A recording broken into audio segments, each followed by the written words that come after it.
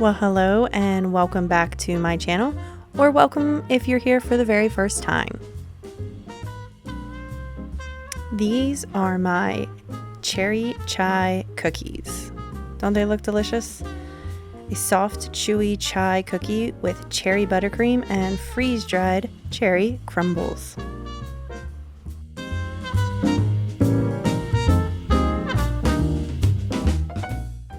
These cookies were inspired by the Starbucks iced cherry chai latte. I got that drink about as many times as I could while it was available, and I love that drink. So I decided to make it into cookies. Because, come on, the world's just a better place with cookies, right? So first you're going to whisk together your sugar, cinnamon, ginger, cardamom, cloves, allspice if you're using it, and black pepper for your chai sugar that you're going to roll your cookies in.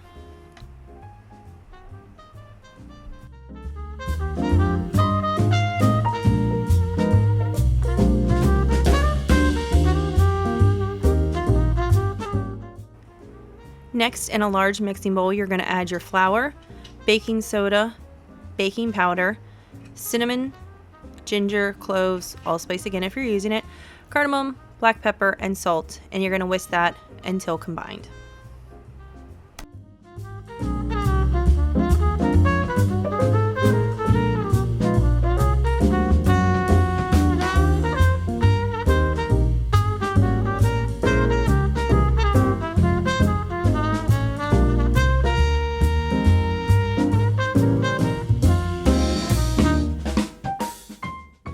In your stand mixer, you're going to add your butter, and you're going to go ahead and cream that on like a medium high speed for 2 to 4 minutes until it's just nice whipped and creamy.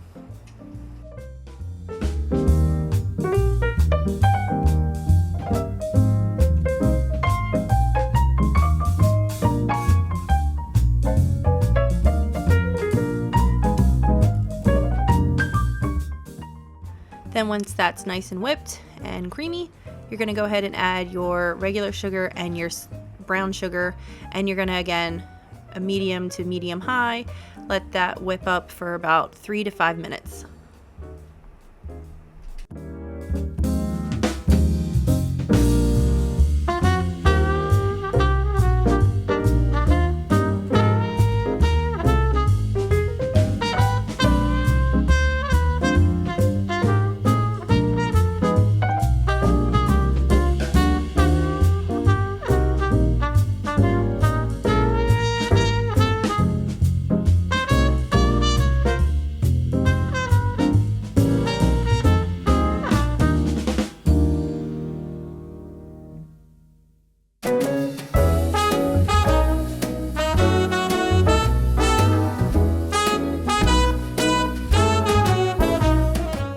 Once that's all nice and mixed, I would go ahead and scrape your bowl before you add your egg and vanilla, and then again mix on about a medium speed till everything's nice and incorporated.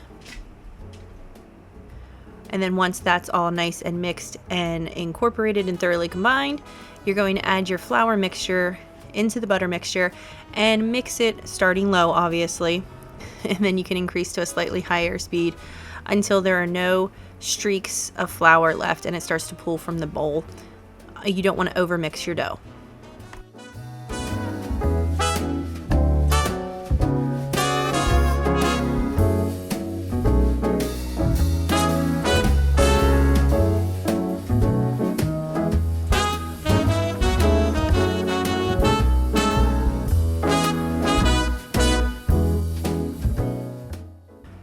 Once everything's all nice and mixed up, you're going to go ahead and put some saran wrap on your bowl and put that in your fridge for an hour. You can leave it in overnight if you want to. It's not going to hurt anything, but leave that to chill for an hour. Then once it's chilled, you're going to preheat your oven to 350 degrees, and you're going to line your baking sheet with parchment paper or a silicone mat. Now do note that if you use a silicone mat, it is going to take a little longer to bake. And then you're going to take your cookie scoop, which I used like a large one because I wanted these larger, but obviously if you want smaller ones and more of them, you can use a smaller, like 2-ounce cookie scoop.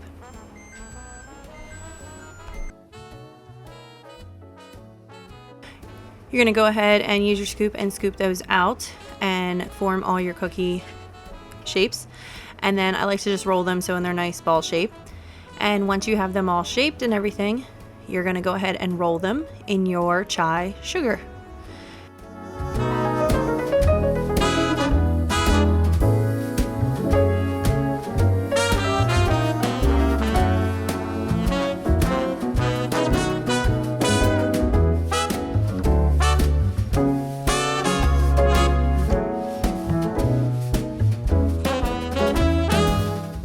Then when I put them back on the tray and have them nice and spaced out, I like to just give them a little flatten with your palm or a flat spatula, just so they spread out more and are wider than puff up and are thicker. For about 8 to 12 minutes, depending on how you want them done. I like to do it when there is no shine left on the top and the edges have started to brown, and if you touch the edge and slate of the bottom, it's got like just a little bit of a crust on it. You can bake them longer if you want, and they'll just be a little less chewy. Let them sit on the pan for another 5 minutes, and then you can take them to a cooling rack. Once they've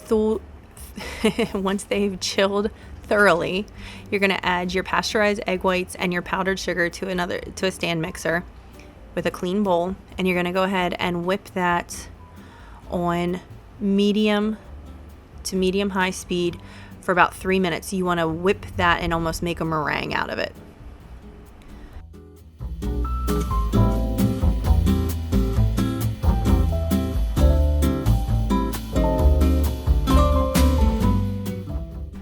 Then once that's done, you're going to go ahead and add your butter into 1 to up to 3 tablespoons at a time.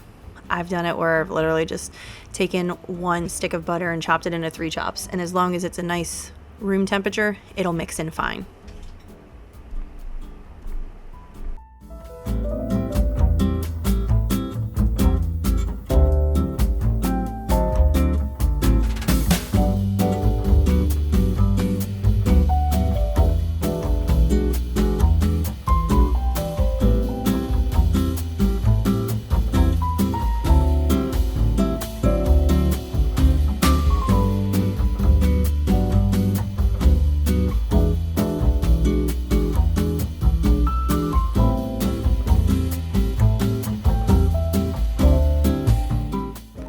Once you have your butter all incorporated, you're going to go ahead and add your cherry syrup and your cherry extract.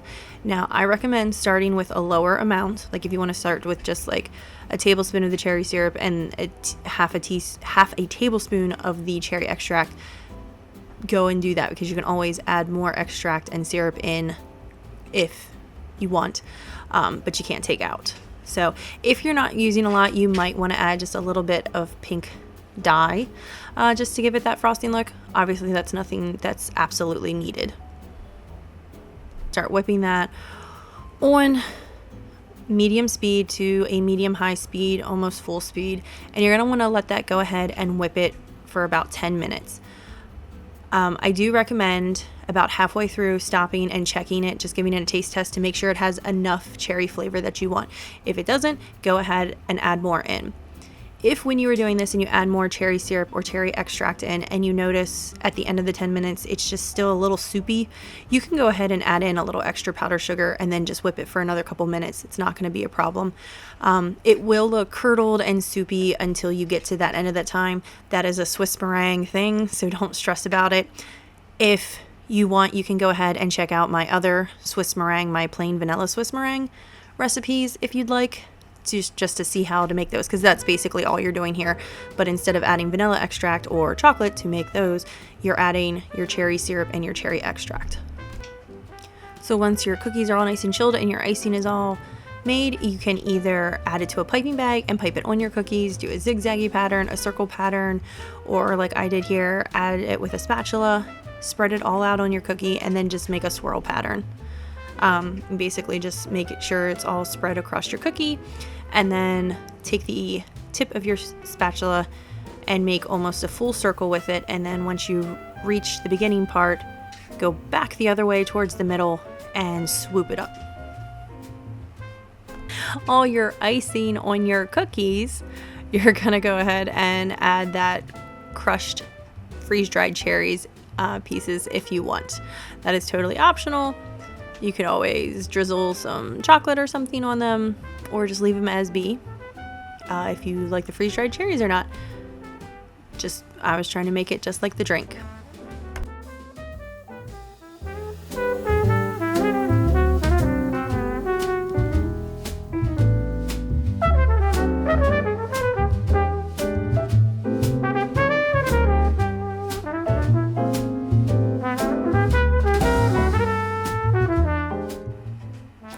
So what do you think? You think these are looking pretty tasty? You think they match the Starbucks iced cherry chai drink pretty well? It'd be really nice to have the drink and the cookie at the same time. That's a lot of chai, but I'm a big chai fan, and these are great for this time of year. You got that nice fall season coming in and all the spices. I will tell you this, the cookies smell amazing in the oven, especially this time of year. So let me know in the comments if you try this recipe and what you think of the cookies. Let me know if you tried the drink and if you like the drink, so you want to try these. And what other drinks, Starbucks drinks or any other place, you want me to try to turn into a cookie or any other baked good. And as always, live, love, eat sweets.